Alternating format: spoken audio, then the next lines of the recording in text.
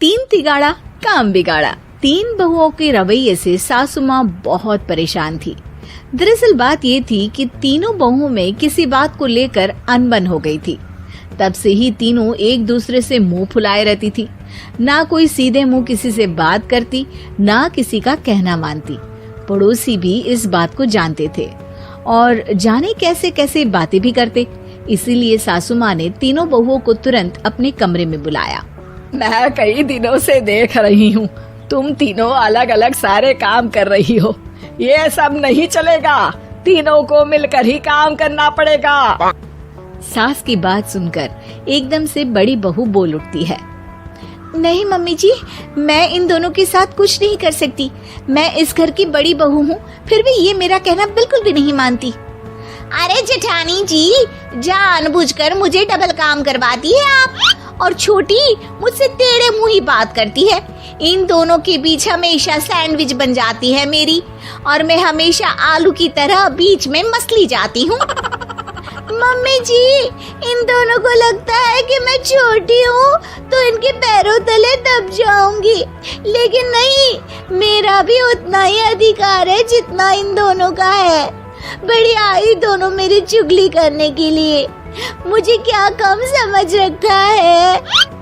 तीनों बहू एक दूसरे से बहस करने लगती है और सास दोबारा ये देखकर टेंशन में आ जाती है और सबसे कहती है, चुप हो जाओ, अब से तुम तीनों सारे काम एक साथ करोगी, आंख बंद करके एक दूसरे की बात सुनोगी। तुम तीनों इस बात को गांठ बांध लो, वरना अगली छुट्टियों में तुम्हारा अपना मायके जाना कैंसिल। सास की बातें सुनकर डर के मारे तीनों हामी भर देती हैं। जी मम्मी जी, मैं समझ गई। हाँ मम्मी जी, जैसा आप कहें, आप जो कहेंगी मैं वही करूंगी। तीनों बहू सास की बात को गांठ बांध लेती है और वादा करती है कि अब से सारे काम वो तीनों एक साथ मिलकर ही करेंगी। ये सब देखकर सास खुश हो जाती है और वहाँ से चली जाती है। नीचे जाकर वो देखती है कि घर में शर्मा जी आए हुए होते हैं। सास जोर से आवाज लगाकर कहती है, अरे बहू, जरा चाय बनाकर तो लाना, शर्मा जी आए हैं। सास की बात सुनकर तीनों बहू तुरंत किचन की ओर भागती है और चाय बनाना शुरू कर देती है। मुझे तो एकदम मसाले वाली कड़क चाय पसंद है, तो हम शर्मा जी के लिए मसाले वाली चाय ही बनाएंगे। अरे नहीं दीदी, गर्मी के मौसम में मसाला चाय कौन पीता है? मैं तो शर्मा जी के लिए इलायची वाली चाय ही बनाऊंगी। ये कैसी बात कर रही हैं आप दोनों? मेरी मम्मी ने सिखाया है कि मेहमान को ज्यादा दूध और शक्कर वाली चाय देनी चाहिए, वरना वो घर वालों को कंजूस समझते हैं। तो मैं तो शर्मा जी को ऐसी ही चाय दूंगी। तीनों बहुएं अपने अपने तरीके से चाय में शक्कर, मसाला, पत्ती सब डाल देती है। उबलने के बाद तीनों मिलकर चाय बाहर लेकर जाती है और शर्मा जी और सासू माँ को देती हैं। चाय पीने के बाद शर्मा जी सासू माँ को देखकर शर्मा जाते हैं और शर्मिंदा महसूस करते हैं कि आखिर उन्होंने चाय पीने के लिए हामी क्यों भरी। सासू माँ भी चाय पीना शुरू करती है और कहती हैं, अरे बहू, ये कैसी चाय बनाई है? चाय है या मीठे दूध की बासुंदी? हाँ, चाय अच्छी नहीं लगी क्या?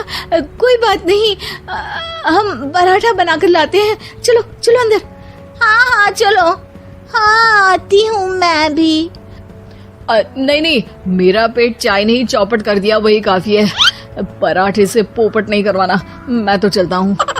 शर्मा जी चुपचाप पतली गली से निकल जाते हैं। अगले दिन सास बहुओं से कहती है, अरे बहू, जाओ जाके ऊपर के गेस्ट हाउस की सफाई कर दो। कल हमारे यहाँ मेरे दूर के रिश्तेदार आने वाले हैं, तो पूरे कमरे को चमका देना, समझी? तीनों बहू सास की बात को मानकर ऊपर सफाई करने चली जाती हैं और तीनों कमरे की सफाई चालू कर देती है। बड़ी बहू मकड़ी के जाले साफ करती है, तो बीच वाली झाड़ू लगाना और छोटी वाली सर्फ डालकर जमीन धोना शुरू कर देती है। अरे दीदी, जेठानी जी, अभी मैंने पूरी फर्श धोई और आप फिर से धूल नीचे गिरा रही हैं। और मछली जेठानी जी, आप बिना झाड़ू की धूल यहाँ छटक रही हैं।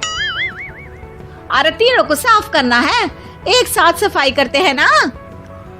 अरे वही तो, हम साथ साथ हैं, घर साफ साफ है।